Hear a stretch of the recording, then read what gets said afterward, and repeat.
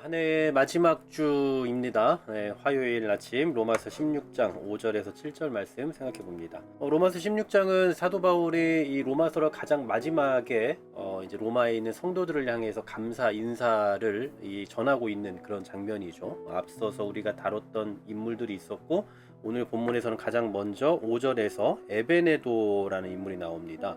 또 저의 집에 있는 교회에도 문안하라. 내가 사랑하는 에베네도에게 문안하라. 그는 아시아에서 그리스도께 처음 맺은 열매니라고 말씀하죠. 이 에베네도라는 인물은 성경에서 여기에만 나오고 있는 사람입니다. 브리스가와 아굴라 다음에 언급하고 있는 걸로 보면 아마도 이 브리스길라 아굴라와 함께 같은 교회를 이루고 있는 사람이 아닐까 또 그렇게 추측을 해보기도 합니다. 그리고 사도 바울이 내가 사랑하는 이라고 또 표현을 하는 걸로 볼 때 사도 바울이 잘 알고 있는 또 그런 사람일 걸로 보이죠. 특히 이 사람은 아시아에서 그리스도께 처음 맺은 열매다. 그러니까 아시아에서 가장 처음으로 이 사도 바울의 복음을 듣고 회심한 사람일 거다라는 얘기예요. 그 다음에 나오는 인물이 6절에 보면 많이 수고한 마리아에게 문안하라고 얘기합니다. 성경에 이 마리아가 너무 많이 나오죠. 그래서 뭐 정확하게 어떤 마리아를 말하고 있는지는 잘 모르겠습니다만, 어쨌든 이 16장에 나오는 총 26명의 인물들 가운데 무려 9명이 여인의 이름이에요. 그리고 그 9명 가운데서도 4명의 여인에게 수고한다 라고 그렇게 쓰고 있습니다.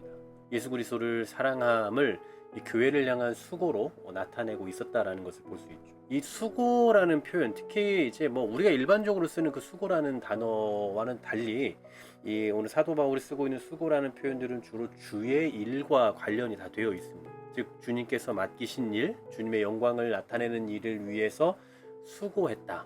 그러므로 이 수고는 결코 헛되지 않다라는 그런 의미로 자주 수고한 여인이라고 그렇게 표현을 하고 있는 걸 보게 되죠.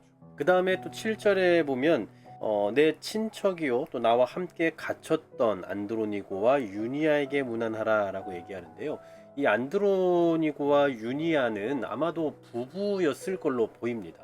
물론 이 유니아라는 사람에 대한 논란이 좀 약간 있어요. 그 헬라 원문에 보면 유니안이라고 되어 있어서 아마도 남성으로도 볼 수 있다라고 생각하기 때문에 과연 부부가 맞냐 이런 논란은 있습니다만, 그래도 대부분의 학자들은 안드로니고와 유니아를 이 부부로 이야기하고 있습니다. 이들에 대한 여러 가지 표현들이 있는데, 첫 번째로는 내 친척, 사도 바울의 친척이라고 말하고요. 두 번째는 나와 함께 갇혔다라고 말해요. 복음을 위해서 사도 바울과 함께 갇힌 삶을 살았다라는 것이 틀림없죠.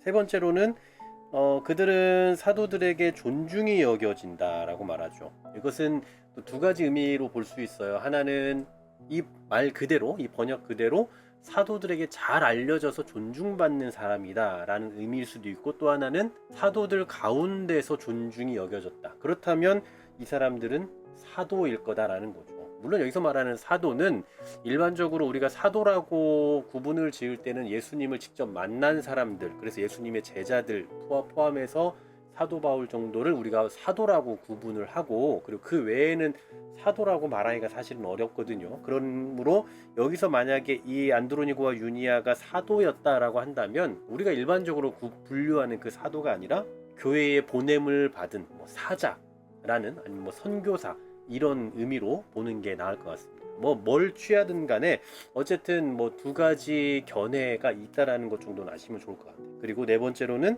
나보다 먼저 그리스도 안에 있는 자다. 사도 바울보다 먼저 회심한 사람이다 라는 얘기죠. 자, 몇몇 사람들에 대한 이야기들을 쭉 봤는데 어떻습니까?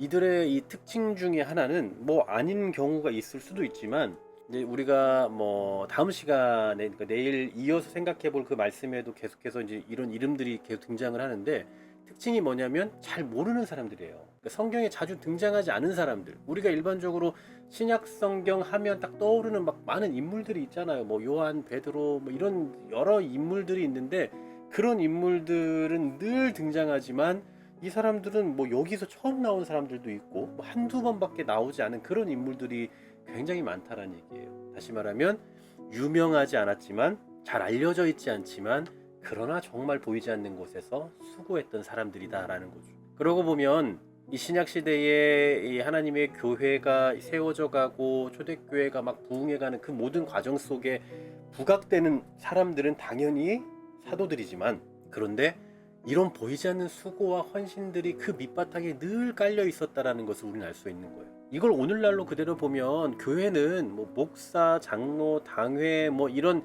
재직회 등 어떤 주요 요직을 담당하고 있는 사람들에 의해서만 교회가 서는 것이 아니라, 사실 그 밑에서 보이지 않게 정말 헌신하고 수고하는 손길들에 의해서 교회는 세워져 가고 있다는 사실이에요. 그래서 그들의 수고를 무시하지 않으면 좋겠다. 그들의 수고를 꼭 인정하면 좋겠다.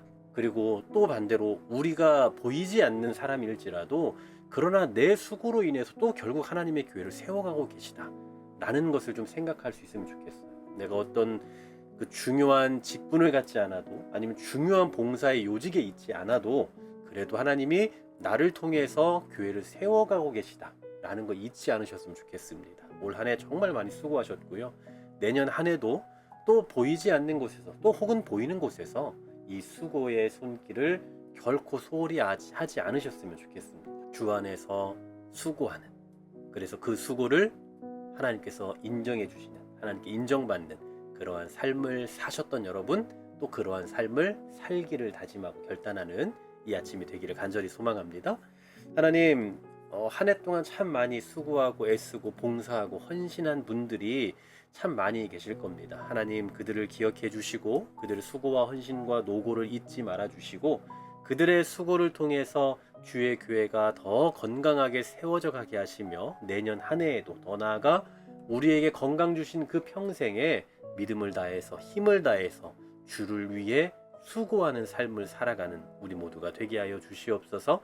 이 수고로 인해서 우리의 삶이 그냥 지치고 넘어지고 쓰러지는 삶이 아니라, 그 수고로 인해서 우리를 더 강하게 하시고 더 은혜 가운데 거하게 하시는 하나님의 놀라운 은혜를 경험케 하여 주시옵소서. 예수 그리스도의 이름으로 기도하옵나이다. 아멘.